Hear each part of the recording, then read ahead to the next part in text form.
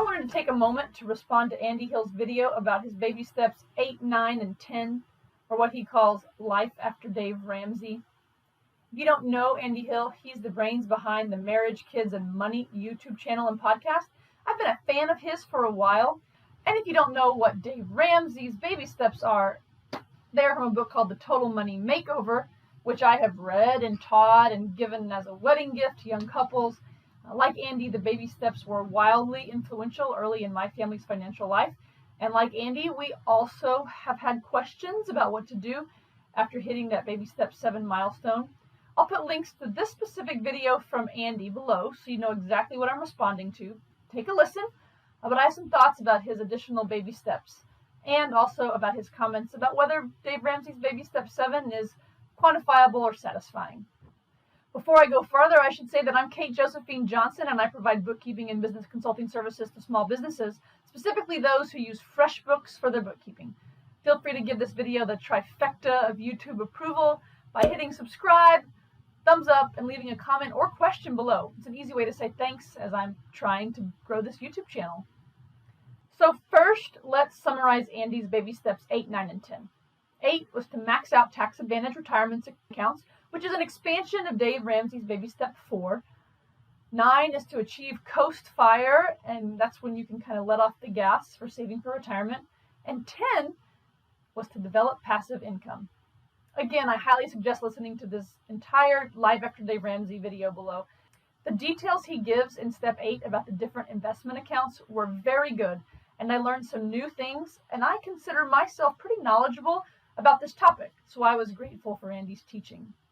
But as I listened to his step 9 and step 10, I wanted to offer some caution about his transitions from baby step 9, where you're trying to coast, and baby step 10, where he includes building a business and real estate investing as ways to develop passive income. He does include some things like REITs and taxable brokerage accounts in this bucket he's calling passive income, and I do believe that those ideas really are passive. But he gives a lot of airtime to traditional real estate investing and to starting a small business in this passive income baby step number 10. Specifically, he says that building a small business can increase your joy. And I want entrepreneurship to be a joy for folks too. But entrepreneurship can quickly become a joy suck if you aren't careful and extremely aware of what you're doing and don't get the right help and team in your corner. There is a reason that the vast majority of people in America are not entrepreneurs. It's because this is not for the faint of heart, and it can quickly grow into a monster that sucks all your joy if you're not careful. And don't make the mistake of thinking that traditional real estate investing is not a business. Even if you hire a property manager, it is a business. Let's think about it. You have additional tax forms.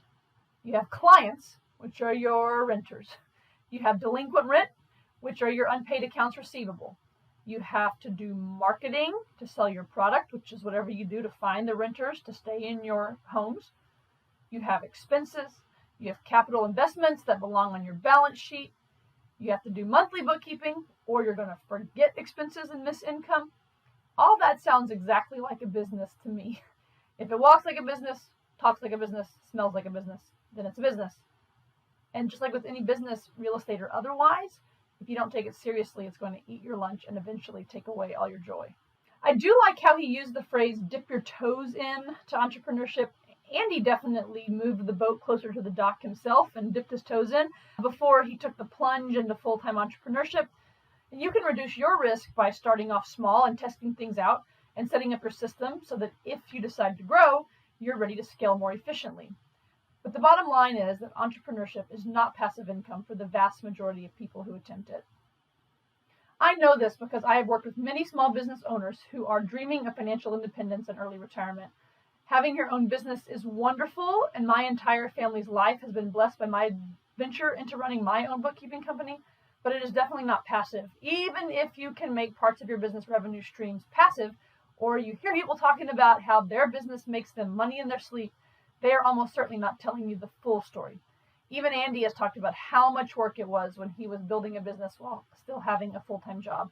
And he has talked about some of the other cons of entrepreneurship in his video, The Disadvantages of Entrepreneurship, which I'll link below. But if you do hear that siren song of entrepreneurship calling to you, make sure you bring in experts to support you on your journey. Experts like content creators or property managers or virtual assistants. or bookkeepers. Getting systems set up to manage some of the business tasks will help make that business feel more like a joy in your life, where you're doing the work that you really love to do rather than a burden where you're drowning in all the tasks that you hate. If you'll stick with me just a little bit longer, I do want to make a comment about his description of Dave Ramsey's Baby Step 7. Baby Step 7 is to build wealth and give. Andy comments that this is really not very measurable, and I think he found it a bit lacking in rigor and satisfaction. I know that Andy and his family place a high priority on giving and generosity, and he's documented that well. But I do think that the overall financial independence community should add measurable giving goals as one of the official pillars of financial independence. Now, my husband and I are still bringing in income since we both work, so hitting our generosity goals is easier to do when you have salary coming in. But as we look forward to his retirement from the military and think about what life looks like in our 40s, 50s, and 60s, we want to make sure that we don't pull the trigger on early retirement without the ability to maintain a significant level of generosity. So I have some examples that I think would make Dave Ramsey's Baby Step 7 more measurable. Here we go.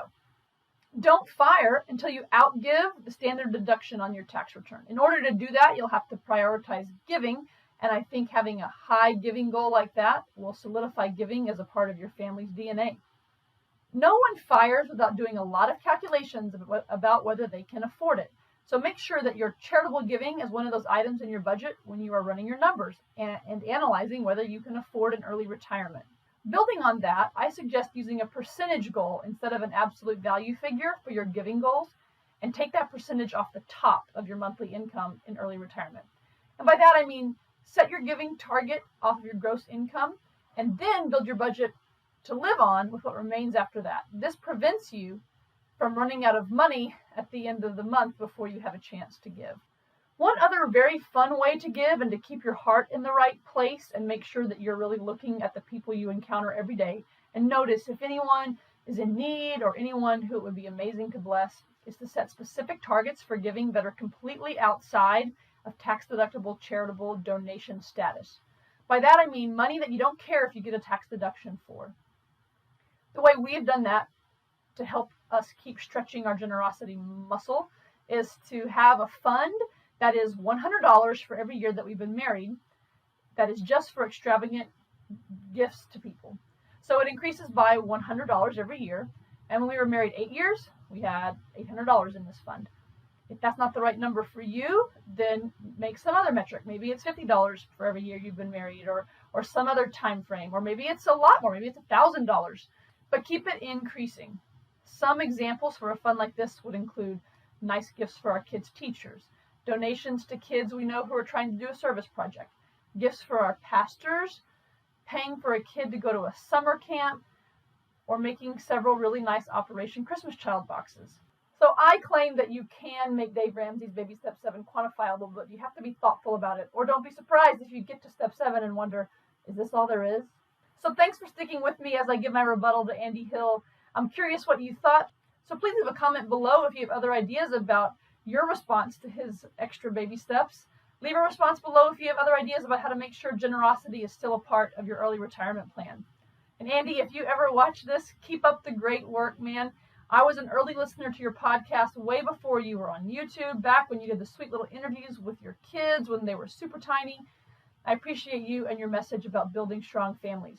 If any of you ever need any advice about bookkeeping for that new business that you're thinking about started, please don't hesitate to reach out to me at heritagebusinessservices.com. My goal is to help you build a strong business legacy.